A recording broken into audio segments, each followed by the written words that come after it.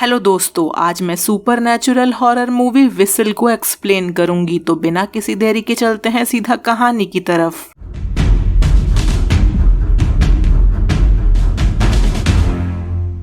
Movie की शुरुआत एक जबरदस्त हाई स्कूल बास्केटबॉल मैच से होती है। Star player mason winning shot लगाकर अपनी टीम को जीत दिला देता है, लेकिन उसी पल उसकी नजर बास्केट के पास खड़ी एक जली हुई डरावनी शक्ल पर पड़ती है। टीममेट्स की खुशी और क्राउड के शोर के बीच वो मनहूस नजारा कुछ देर के लिए गायब हो जाता है। इन सब से डरकर मेसन अपने लॉकर के पास जाता है और उससे एक एंटीक बॉक्स निकालकर तोड़ देता है, जिसके बाद वो काफी रिलीव्ड फील कर रहा था। कुछ देर बाद जब उसके दोस्त अपनी जीत को एंजॉय कर रहे थे और मेसन शावर ले रहा था, तभी वही जला हुआ भूत जैसा फिगर फिर से उसके सामने आ जाता है। इस बार वो अपना हाथ मेसन के गले के अंदर घुसा देता है। अगले ही पल मेसन अचानक आग की लपटों में घिर जाता है और वहीं तड़प तड़प कर मर जाता है। मेसन की आग में जलकर मौत होने के कुछ महीने बाद स्कूल में क्रिस की एंट्री होती है। क्रिस अभी अभी ड्रग रिहैब से निकली थी, क्योंकि पास्ट में उसका ड्रग ओवरडोज लगभग उसकी जान लेने ही वाला था, पर उसके डैड उसे सही टाइम पर हॉस्पिटल ले जाते हैं, जिससे उसकी जान बच जाती है। पर रास्ते में एक एक्सीडेंट के वजह से उसके डैड की डेथ हो जाती है। क्रिस तो किसी चमत्कार की तरह बच गई, लेकिन उसके डैड की मौत हो गई थी और वो इसके लिए कहीं ना कहीं खुद को ब्लेम करती थी।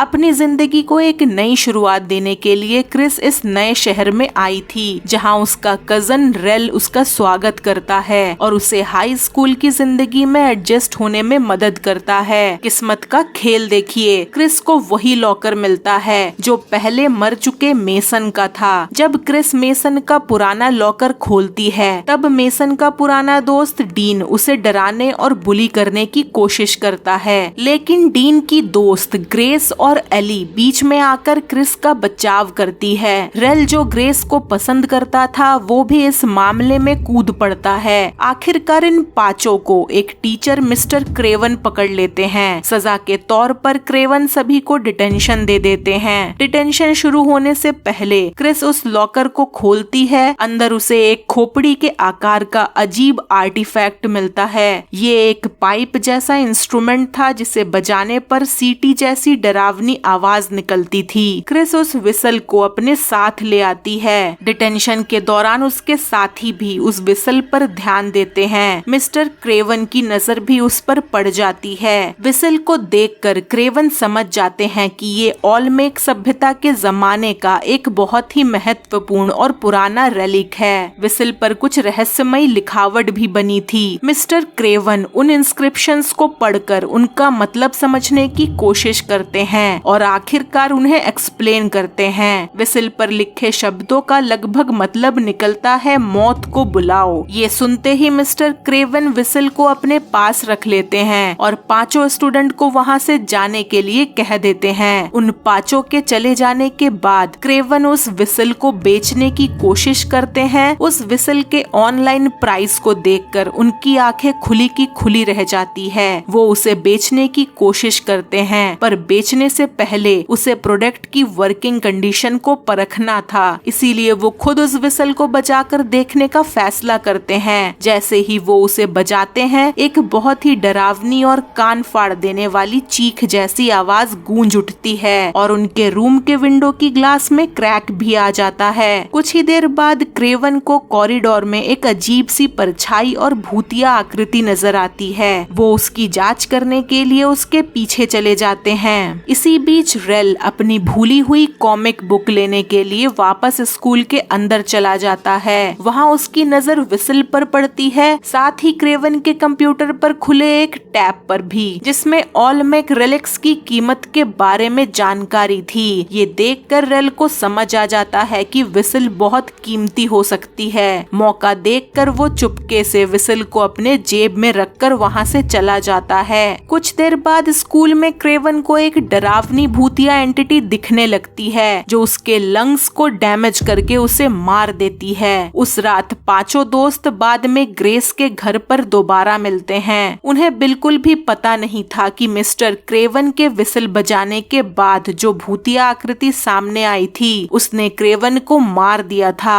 टिपिकल टीनेज क्यूरियोसिटी की वजह से जब रेल सबको विसल के बारे में बताता है तो ग्रेस भी उसे बजाकर देखने का फैसला करती है। जैसे ही वो विसल बजाती है वही डरावनी और कान फाड़ देने वाली चीख फिर से गूंज उठती है। अब ये श्राप सिर्फ एक इंसान तक सीमित नहीं रहता बल्कि पांचों के पीछे पड़ जाता है। उस रात सबके चले जाने के बाद ग्रेस अपने घर के स्विमिंग पूल के पास एक अजीब सी परछाई खड़ी हुई देखती है, लेकिन वो उसे नजरअंदाज कर देती है। दूसरी तरफ ग्रेस भी अपने कमरे के बाहर एक पेड़ के पास किसी भूतिया शक्ल को खड़ा देखती है। अगले सुबह स्कूल असेंबली के दौरान एली को भी अपनी सीट के सामने एक विकृत चेहरे और हुड पहने हुए डरावने इंसान जैसी आकृति नजर आती है। जब सबको मिस्टर क्रेवन की मौत की खबर मिलती है तो क्रिस और एली को इस कहानी पर शक होने लगता है, खासकर तब जब उन्हें एहसास होता है कि दोनों ने ही हाल ही में ऐसी रहस्यमयी और भूतिया आकृति को देखा है। धीरे धीरे उन्हें लगने लगता है कि क्रेवन की मौत शायद कोई आम हादसा नहीं बल्कि किसी अनदेखी और खतरनाक ताकत से जुड़ी हुई है। क्रिस और एली सच्चाई का पता लगाने के लिए हॉस्पिटल के रिकॉर्ड रूम में घुस जाते हैं। खुशकिस्मती से एली वहां काम करती थी, इसीलिए अंदर जाना शायद मुश्किल नहीं होता।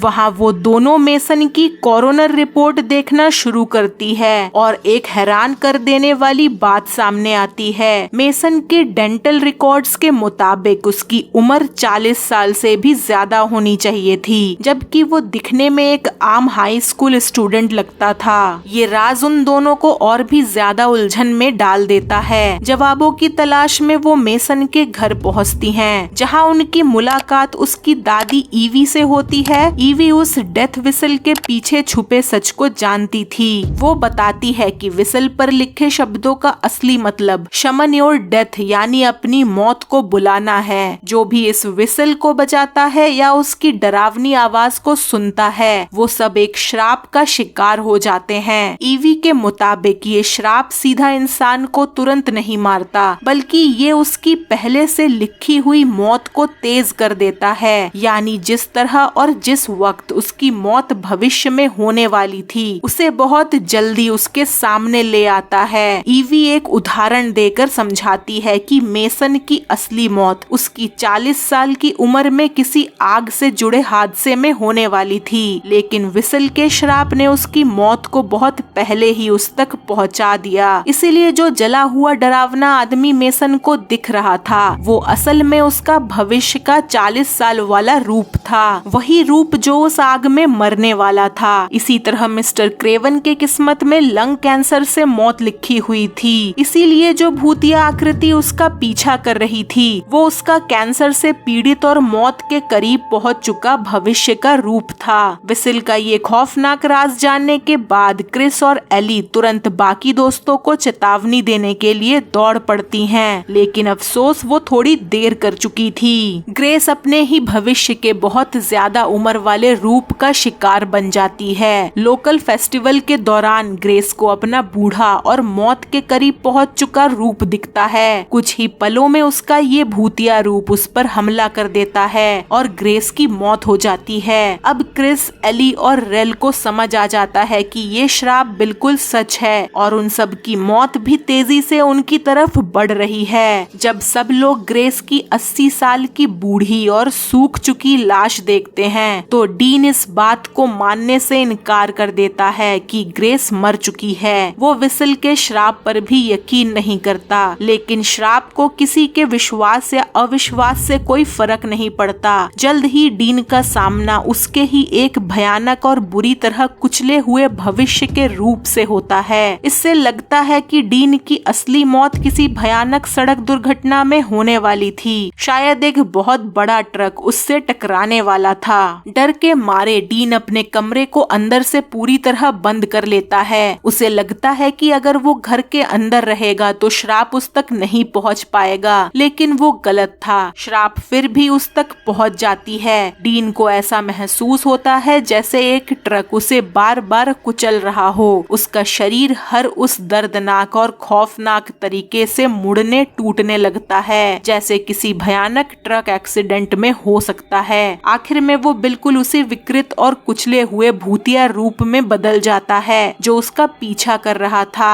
और फिर डीन मर जाता है। अब सिर्फ क्रिस, एली और रेल ही बचे थे। तीनों एक बार फिर ईवी के पास जाते हैं इस उम्मीद में कि शायद श्राप को तोड़ने का कोई रास्ता मिल जाए, लेकिन ईवी उन्हें बताती है कि ये लगभग नामुमकिन है। उसके मुताबिक एक बार जब ये श्राप शुरू हो जाता है तो मौत का पहिया घूमना बंद नहीं करता। ये तब तक चलता रहता है जब तक हर शिकार अपनी जान ना गवा दे। फिर भी ईवी एक छोटी सी उम्मीद की किरण देती है। वो बताती है कि शायद एक रास्ता है श्राप को किसी और के पास ट्रांसफर कर देने का। अगर श्रापित व्यक्ति अपने मौत के सामने अपने खून से किसी दूसरे इंसान पर निशान लगा दे तो वो नया व्यक्ति मौत का अगला निशाना बन सकता है। ऐसा करने पर मौत शायद असली शिकार को छोड़कर नए शिकार के पीछे चली जा सकती है, लेकिन इस रास्ते का मतलब है अपनी जान बचाने के लिए किसी और मासूम की जिंदगी कुर्बान करना।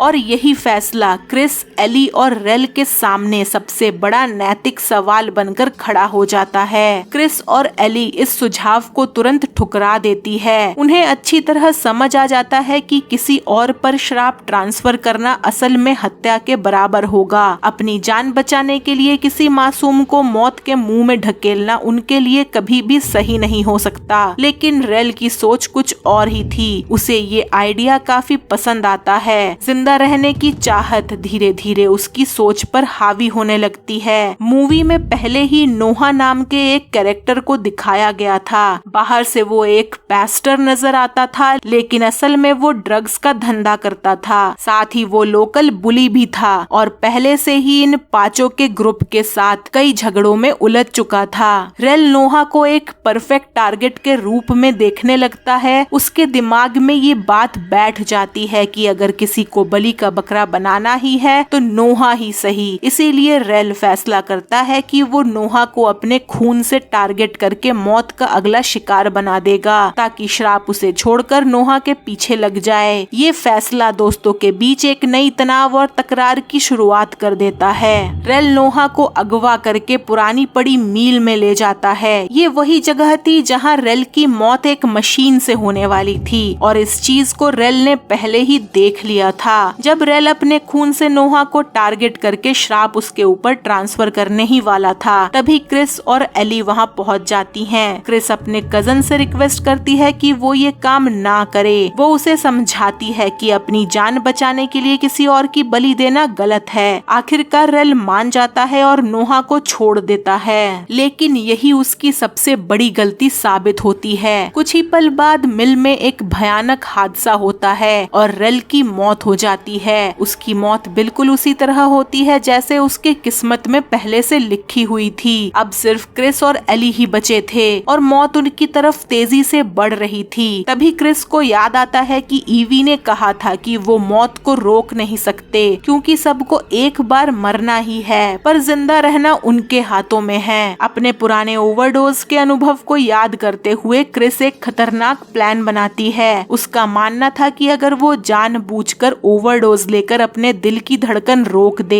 तो टेक्निकली वो एक बार मर जाएगी, यानी कुछ पलों के लिए वो सच में मर जाएगी। लेकिन उसकी योजना का दूसरा हिस्सा ये था कि एली तुरंत उसे दवाई और सीपीआर के जरिए रिवाइव कर देगी। उसका दिल दोबारा धड़कने लगेगा और उसे इस श्राप से मुक्ति मिल जाएगी। क्रिस को लगता है कि अगर वो कुछ समय के लिए मरकर फिर जिंदा हो जाए तो शायद मौत को धोखा दिया जा सकता है। इस तरह वो और एली इस श्राप के चक्कर से बच सकते हैं। अब सब कुछ इस खतरनाक और जानलेवा योजना की सफलता पर निर्भर करता है। एली क्रिस के प्लान के मुताबिक उसे जानलेवा डोज का इंजेक्शन दे देती है। साथ ही एक डिफाइब्रिलेटर भी तैयार रखती है ताकि सही वक्त पर उसकी जान बचाई जा सके। जैसे ही क्रिस का दिल रुकता है वो मौत और अपने अंदरूनी डरों का सामना करने लगती है। उसके पुराने जख्म, उसका गिल्ट और उसकी जिंदगी के सबसे अंधेरे पल उसके सामने आ खड़े होते हैं। मौत उसे उसे अपनी तरफ खींचने की पूरी कोशिश करती है। दूसरी तरफ एली उसे वापस जिंदा करने की कोशिश करती है, लेकिन शुरुआत में उसकी हर कोशिश नाकाम होती नजर आती है। घबराहट और बेचैनी में एली लगातार क्रिस को पुकारती रहती है। आखिरकार एली की वो दिल से निकली हुई चीखें और पुकार क्रिस तक पहुंच जाती हैं। अचानक उसका दिल दोबारा धड़कने लगता है और वो मौत के मुंह से वापस लौट आती है। इस तरह क्रिस अपने भूतिया भविष्य के रूप यानी अपनी मौत के प्रतीक को हरा देती है और लगता है कि उसने मौत को मात दे दी है। लेकिन कहानी यहीं खत्म नहीं होती। इस दौरान नोहा, जो रेल के खून वाले रिचुअल का गवाह बन चुका था, वो पूरी तरह से गलत नतीजा निकाल लेता है। उसे लगता है कि क्रिस, एली और रेल किसी शैतानी पूजा या सैटनिक कल्ट का हिस्सा है। पागलपन और डर में डूबा नोहा रेल की बंदूक उठा लेता है और क्रिस और एली को ढूंढने निकल पड़ता है। अब वो उन्हें खतरनाक शैतानी पुजारी समझकर उनका शिकार करना चाहता था। मौत के श्राप से बचने के बाद भी क्रिस और एली के सामने एक नया और जिंदा खतरा खड़ा हो चुका था, जो नोहा था। जब क्रिस होश में आती है तो वो देखती है कि एली अपनी भूतिया भविष्य के रूप का शिकार बन रही है। उसकी हालत लगातार खराब होती जा रही थी और ऐसा लगता है कि मौत अब उस तक पहुंचने ही वाली है। तभी अचानक नोहा वहां घुस आता है। हाथ में बंदूक लिए वो अंधाधुंध फायरिंग करने लगता है और जोर जोर से चिल्लाता है कि क्रिस और एली शैतान के पुजारी हैं। उसके दिमाग पर डर और पागलपन पूरी तरह हावी हो चुका था। नोहा के बंदूक की एक गोली एली को लग चुकी थी। क्रिस उसे शांत करने और सच समझाने की कोशिश करती है, लेकिन नोहा किसी की बात सुनने को तैयार नहीं होता। इसी बीच एली की हालत और भी ज्यादा बिगड़ती जा रही थी। एली की मौत उसके सामने खड़ी थी। तभी नोहा, जो समझ रहा था कि वो शैतान के पुजारियों को मार रहा है, वो अपने पर गर्व महसूस करता है और एली के खून को अपने हाथों से टच कर लेता है और बस यही सब कुछ बदल देता है। चाहे ये पूरी तरह से अनजाने में हुआ हो, लेकिन नोहा अब एली के खून से मार खो चुका था। इसका मतलब ये था कि श्राप अब एली को छोड़कर नोहा को अपना नया शिकार बना चुकी थी। अचानक एली का विकृत और डरावना भूतिया रूप बदलने लगता है। धीरे धीरे वो नोहा के बूढ़े, कमजोर और मौत के करीब पहुंच चुके भविष्य के रूप में तब्दील हो जाता है। नोहा को समझ ही नहीं आता कि उसके सामने क्या हो रहा है। डर के मारे वो उस आकृति पर गोली चला देता है, लेकिन क्योंकि वो आकृति असल में उसकी अपनी भविष्य की मौत का प्रतिबिंब थी, इसीलिए गोली चलाकर वो अनजाने में खुद को ही गोली मार देता है। नोहा वहीं मर जाता है। नोहा की मौत के साथ ही श्राप का निशाना बदल जाता है और एली बच जाती है। मौत अब उसका पीछा करना बंद कर देती है। इस तरह क्रिस और एली दोनों जिंदा बच जाती हैं, जबकि नोहा उस श्राप का आखिरी शिकार बन जाता है। श्राप की घटनाओं के 3 महीने बाद क्रिस और एली स्कूल के कॉरिडोर में साथ साथ घूमती नजर आती हैं। दोनों अब एक कपल बन चुके थे। शायद मौत और डर के उस भयानक अनुभव ने उन्हें एक दूसरे के और करीब ला दिया था। सब कुछ नॉर्मल लग रहा था, लेकिन फिर कैमरा एक नई स्टूडेंट की तरफ मुड़ता है, जो पहली बार अपना लॉकर खोल रही थी। जैसे ही वो लॉकर खोलती है, अंदर वही खोपड़ी के आकार वाली श्रापित विसिल रखी होती है। तब ईवी की बात सच साबित होती है। उन्होंने विसिल को नहीं ढूंढा था, विसिल ने उन्हें ढूंढा था। यानी ये विसिल सिर्फ एक वस्तु नहीं, बल्कि एक जिंदा श्राप की तरह है, जो अपने अगले शिकार को खुद चुन लेती है। अब उसका नया निशाना ये लड़की बनने वाली थी। मूवी के एंड क्रेडिट सीन में हम उसी नई लड़की को स्कूल असेंबली हॉल में देखते हैं। उसे स्टेज पर फ्लूट बजाने के लिए बुलाया जाता है, लेकिन जब वो अपना इंस्ट्रूमेंट निकालती है तो फ्लूट की जगह उसके हाथ में वही श्रापित स्कल विसल था, जिसे देखते ही क्रिस और एली के चेहरे का रंग उड़ जाता है। वो दोनों घबराकर जोर जोर से चिल्लाते हैं, रुको, उसे मत बजाओ। लेकिन बहुत देर हो चुकी थी। लड़की विसिल को अपने होठों तक ले जाती है और मूवी इसी पल पर खत्म हो जाती है, ये संकेत देते हुए कि मौत का ये श्राप अब एक बार फिर नए शिकारों की तलाश में निकल चुका है। विसिल मौत को समन नहीं करती, whistle actually time of death को समन करती है, इसीलिए हर घोस्ट डिफरेंट दिखता है। मुझे नहीं लगता कि विसिल एक घोस्ट मूवी है। मेरे हिसाब से ये एक टाइम हॉरर मूवी है, जहाँ भूत नहीं बल्कि आपकी फ्यूचर डेथ आपका पीछा करती है। और शायद इसी वजह से इस मूवी का कर्ज इतना यूनिक और डरावना होना लगता है। आई होप आपको ये एक्सप्लेनेशन अच्छी लगी होगी। अगर आपको मेरी वीडियोस अच्छी लगती है तो वीडियो को लाइक करे, शेयर करे और कमेंट में अपनी राय जरूर दे। अगर चैनल पे नए हैं तो मेरे चैनल को सब्सक्राइब करे। मिलते हैं अगले वीडियो में, तब तक के लिए बाय बाय।